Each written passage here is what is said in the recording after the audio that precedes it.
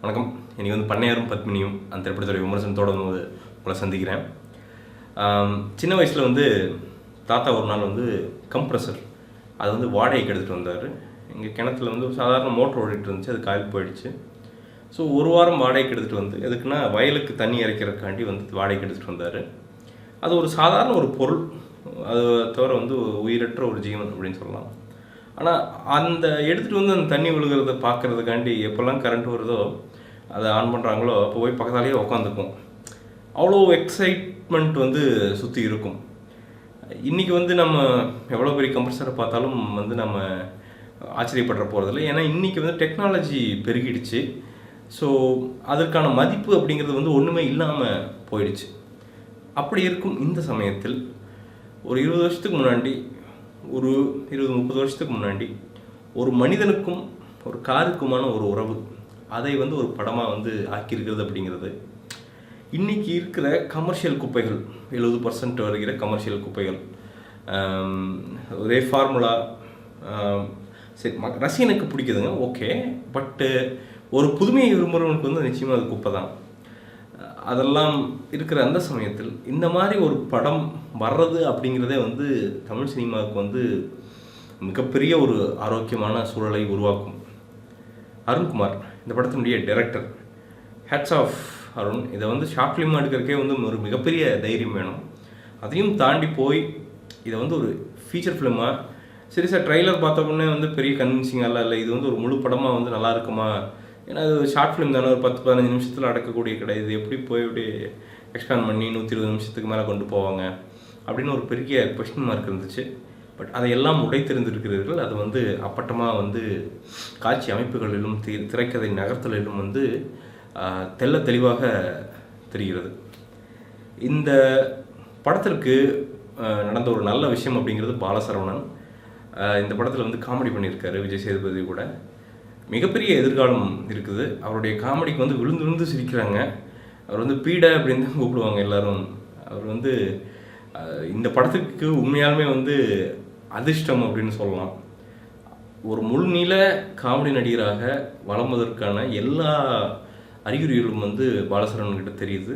இனி ஒரு 3-4 ப்ராஜெக்ட் கரெக்டாக அவருக்கு அமைஞ்சா அவரை ஒரு மிகப்பெரிய காமெடினாக நாம் பார்ப்பதற்கான வாய்ப்புகள் நிறைய இருக்குது அப்படின்னு நான் வந்து பதிவு செய்ய விரும்புகிறேன். ஜெயபிரகாஷ் கடைசியில் வந்து ஒருத்தர் வந்து இந்தாங்க சார் ஃபுல்லாக பிரியாணி சாப்பிடுங்க அப்படின்னு எடுத்து தட்டில் வச்சுருக்காங்க. சும்மா சாப்பிட்டார் மனுஷன். அந்த பண்ணையாராக அப்படியே வாழ்ந்திருக்கிறார் அப்படின்னு வந்து சொல்லலாம். அவருடைய இன்னசென்ஸ், அதாவது இதை வந்து நிச்சயமாக அருண்குமாருக்கு வந்து நம்ம 60% கிரெடிட் தரணும். ஏன்னா ஒரு பண்ணையார் அப்படின்னால அந்த ஜாதி மதம் இதெல்லாத்தையும் உள்ளே கொண்டு வந்து சொதப்பி இதெல்லாம் இல்லாமல் ஒரு ரொம்ப கைண்ட் ஹார்ட்டட் பண்ணையார், ஒரு ஃபீல் குட் அப்படிங்கிற அந்த கேரக்டரை வந்து ஸ்கெட்ச் பண்ண அருண்குமார் அவர்களுக்கு வந்து நிச்சயமாக பாராட்டுக்கள். அதை எக்ஸிக்யூட் பண்ணியிருக்காரு பாருங்கள் ஜெயபிரகாஷ். இந்த கடைசி ஃப்ரேம் வரைக்கும் வந்து மிகப்பெரிய ஆச்சரியப்பட வைக்கிறார். இதற்காண்டி வந்து அவருக்கு விருதுகள் கிடைத்தால் வந்து நான் நிச்சயமாக வந்து ஆச்சரியப்பட மாட்டேன்.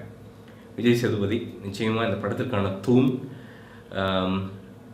ரொம்ப சூப்பராக நடிச்சிருக்காருங்க. சில இடங்கள்லாம் மேபி ஏன்னோ, அதாவது எனக்கு ஒன்று டக்குன்னு படுதுன்னா, தாடியோடு வர்றார், ஓகே. அந்த கெட்டப் வந்து மக்களுக்கு ரொம்ப பழகிடுச்சோ அப்படின்னு தோணுது. ஸோ விஜய் சேதுபதி வந்து இன்னும் சில கெட்டப்களை மாற்றணும்.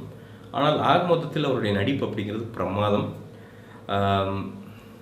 துளசி அந்த ஃபீமேல், அவங்க பண்ணையாருடைய ஒய்ஃபாக நடிச்சிருக்காங்க. சில இடங்களில் வந்து ஒரு சாதாரண ஒரு நடிகனுடைய அந்த விஷயங்கள், அந்த சினிமாத்தனமான விஷயங்கள் வந்து தெரிந்தாலும் படம் உள்ளே போக போக வந்து அந்த கேரக்டராகவே அவங்க வாழ்ந்துருக்குறாங்க. அதங்காட்டிக்கு வந்து நாம் அந்த ஜேர்னிக்குள்ளே அவங்களோட பயணப்படுகிற அந்த சமயத்தில் பார்த்திங்கன்னா ரொம்ப அவங்க ஆக்டிங் அப்படிங்கிறது வந்து ரொம்ப சோல்ஃபுல்லாக தெரியுது. ஸோ ஹேட்ஸ் ஆஃப் துளசி. ஆக மொத்தத்தில் அருண்குமார் அவர் வந்து ஒரு மிகப்பெரிய டைரக்டராக வருவதற்கான எல்லா சயின்ஸும் ஆக்சுவலாக இதுலேயே வந்து ப்ரூவ் பண்ணிட்டார் அப்படின்னு சொல்லலாம். முதல் ஹாஃப் கொஞ்சம் ஸ்லோவாக இருக்கிற மாதிரி தெரிஞ்சாலும் வந்து அந்த படம் ஃபுல்லாக பார்த்துட்டு வெளில வரும்போது இருக்கிற அந்த மன நிறைவு அப்படிங்கிறது அந்த படத்திற்கான வெற்றி அப்படின்னு நான் நினைக்கிறேன். அதே மாதிரி குறிப்பிட்டு சொல்லக்கூடிய நபர் அப்படிங்கிறது வந்து ஜஸ்டின் பிரபாகரன். இந்த படத்திற்கு இசையமைத்திருக்கிறவர்.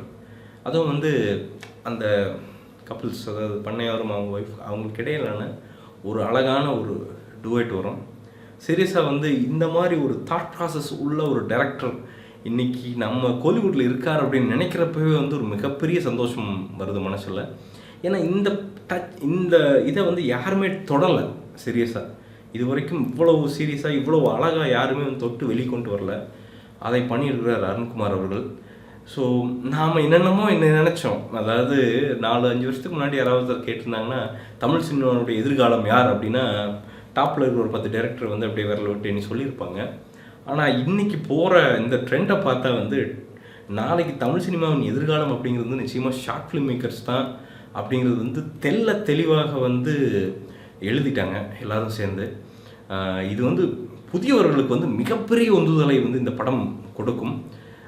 டைலாக்கள்லாம் வந்து கொஞ்சம் சாதாரணமாக தான் இருந்தது. ஆனாலும் அந்த திரைக்கதை ஸ்லோவாக இருந்தாலுமுங்க அதாவது 80கள் 90களை நன்கு அறிந்தவர்களுக்கு வந்து ஒரு அப்படியே வந்து டைம் ட்ராவல் மாதிரி இருக்கும் இந்த படம். ரொம்ப ப்ளசண்ட்டாக ஃபீல் ஆகும். ஆக மொத்தத்தில் இந்த படம் அப்படிங்கிறது வந்துங்க மிகப்பெரிய சர்ப்ரைஸ் எனக்கெல்லாம், மிகப்பெரிய சந்தோஷம். ஃபஸ்ட் ஹாஃப் கூட கொஞ்சம் லேக் ஆகிற மாதிரி இருந்தது. மறுபடியும் சொல்கிறேன், ஏன்னா அது என்னமோ மாதிரி இருந்தது. ஆனால் அந்த செகண்ட் ஹாஃப் அந்த முடிச்ச அந்த ப்ராடக்டை பார்க்குறப்போ வந்து எல்லாருமே, அதாவது அரங்கில் இருக்கிற அத்தனை பேருமே வந்து மிக சந்தோஷமாக வெளியில் போனாங்க. காமெடிக்கு வந்து விழுந்து சிரித்தாங்க, மனசார கைதட்டினாங்க. ஒரு சென்டிமெண்ட்டுக்கு அதே மாதிரி விஜய் சேதுபதி வந்து அவங்க பண்ணையாருடைய ஒய்ஃப் கூட வந்து ஒரு டைலாக் பேசுவார், அதுக்கெல்லாம் வந்து ரொம்ப கைதட்டி ரசித்தாங்க. அதே மாதிரி கிளைமேக்ஸ், இந்த படத்தினுடைய மிகப்பெரிய பாசிட்டிவ் அப்படிங்கிறது வந்து எனக்கு தெரிஞ்சு கிளைமேக்ஸ் அப்படின்னு நான் நினைக்கிறேன். ஏன்னா எல்லாருக்குமே வந்து ஒரு பயம், ஏதோ ஒரு நெகட்டிவான கிளைமேக்ஸ் வர மாதிரியே ஒரு அறிகுறி காட்டிக்கிட்டே இருந்தார் அருண்குமார் அவர்கள். ஸோ எல்லாருமே வந்து ஏதோ நடக்க போகுது அப்படின்னு நினச்சிட்டு இருந்த நேரத்தில் கிளைமேக்ஸை வந்து ஒரு பாசிட்டிவான ஒரு கிளைமேக்ஸை வைத்தது அப்படிங்கிறது வந்து அருண்குமாரனுடைய அந்த மூளையை வந்து எடுத்து காட்டுது. அந்த பாசிட்டிவ் கிளைமேக்ஸ் அப்படிங்கிறது இந்த படத்திற்கு மிகப்பெரிய பூஸ்ட் அப்படின்னு நான் நினைக்கிறேங்க. ஆக மொத்தத்தில் ஒரு மிகச்சிறந்த மிக தரமான என்டர்டெய்னர் இந்த பண்ணையாரும் பத்மினியும். இந்த படத்துக்கு என்னுடைய மார்க் அப்படிங்கிறது நிச்சயமாக 5க்கு 4 தருவேன். ஏன்னா இன்றைக்கி வர அந்த ரெகுலர் ஃபார்முலா படங்கள்லாம் பார்க்குறப்ப இது எங்கேயோ இருக்குது அப்படின்னு நான் சொல்லுவேன். வாழ்த்துக்கள் அருண்குமாரன் டீம், மென்மேலும் வளர மனதார வந்து உங்கள் அத்தனை பேர்த்துக்காண்டியும் பிரார்த்திச்சுக்கிறேன். நான் மீண்டும் ஒரு விமர்சனம், முன்னோட்டம் இல்லாட்டி வீடியோவுடன் கூடிய விரைவில் உங்களை சந்திக்கிறேன். அதுவரை நன்றி, வணக்கம்.